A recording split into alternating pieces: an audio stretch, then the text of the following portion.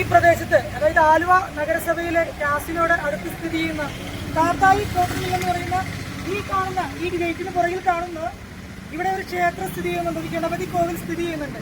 ആ ഗണപതി കോവിലിൽ നിന്ന് ചില വ്യക്തികൾ വ്യക്തി താല്പര്യത്തിന് വേണ്ടി അത് ആ അമ്പലം പൊളിച്ച് നാമാവശേഷമാക്കുന്നത് ഇവിടുത്തെ നാട്ടുകാരുടെ ശ്രദ്ധയിൽപ്പെടുകയും ഉടൻ തന്നെ BJPയും സംഘപരിവാർ പ്രസ്ഥാനങ്ങൾ ഉൾപ്പെടുന്ന ആളുകൾ അത് കണ്ടെത്തുകയും ഈ ഒരു വിഷയവുമായി ബന്ധപ്പെട്ട് ഇവിടെ ഉടനെ എത്തി ഈ ഒരു പണി അല്ലെങ്കിൽ ഒരു പൊളിച്ച് നീക്കം ചെയ്യുന്നത് നമ്മൾ തടയുകയും ഈ ഒരു വിപത്ത് അല്ലെങ്കിൽ ക്ഷേത്രങ്ങൾ പൊളിച്ചു മാറ്റുന്നതിനെതിരെ ക്ഷേത്രങ്ങൾ സംരക്ഷിക്കപ്പെടുക എന്നുള്ള ഉദ്ദേശത്തോടുകൂടി ഞങ്ങൾ എന്നും ഉണ്ടാകുമെന്നും ഇനി ഒരു ക്ഷേത്രവും ഇതേപോലെ പൊളിക്കാൻ അനുവദിക്കില്ല എന്നും പറഞ്ഞുകൊണ്ട് ഞങ്ങൾ ഇതിനെതിരെ ശക്തമായി പ്രതിഷേധിക്കുകയാണ്.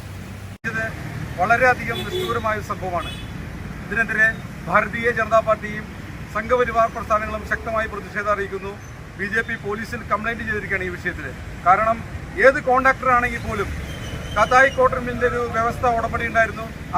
അതുപ്രകാരം ഈ ക്ഷേത്രം അതുമായി ബന്ധപ്പെട്ട് മുന്നോട്ട് പോകാൻ ആവശ്യപ്പെട്ടതാണ്. അതിനെ തകർക്കാനുള്ള ഈ ശ്രമത്തിനെതിരെ ഹൈന്ദവ സംഘടനകളും BJP ശക്തമായ പ്രതിഷേധം ഈ സമയത്ത് അറിയിച്ചിരിക്കുന്നു.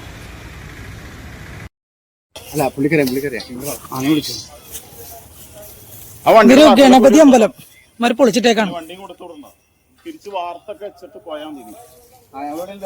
പേരെന്താണ്? പേരെന്താ? എവിടെ സ്ഥലം? എന്റെ പേരെന്താ? ഇസ്മായില്.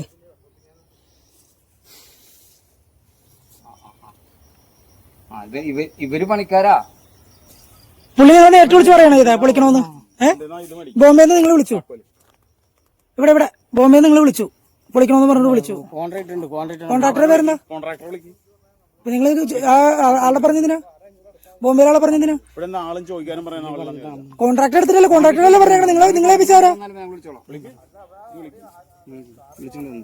കോൺട്രാക്ട് വിളിക്കാതെ ആയിട്ട് നിങ്ങൾ ഓണറായിട്ട് ചർച്ച ചെയ്തിട്ട് ബാക്കി വിളിച്ചു. വണ്ടി ഭൂമി ഉടമസ്ഥനായിട്ട് നിങ്ങൾ ചർച്ച വിളിച്ചിട്ടുണ്ട്. നമ്മൾ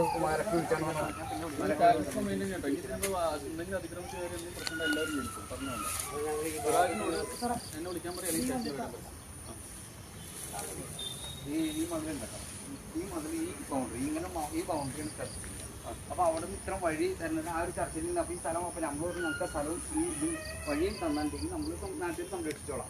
ക്ഷേത്രത്തിന് വേറെ പ്രത്യേകിച്ച് വേറെ നമ്മൾ ചെയ്യണം. കാരണം ഇവിടെ ഒരു ശരിക്കും ഗണപതിയുടെ അമ്പലമാണ്. ഒരു ഗണപതി വിഗ്രഹം ഞങ്ങൾ തുറന്ന് നടത്തുക. ഇപ്പൊ ഈ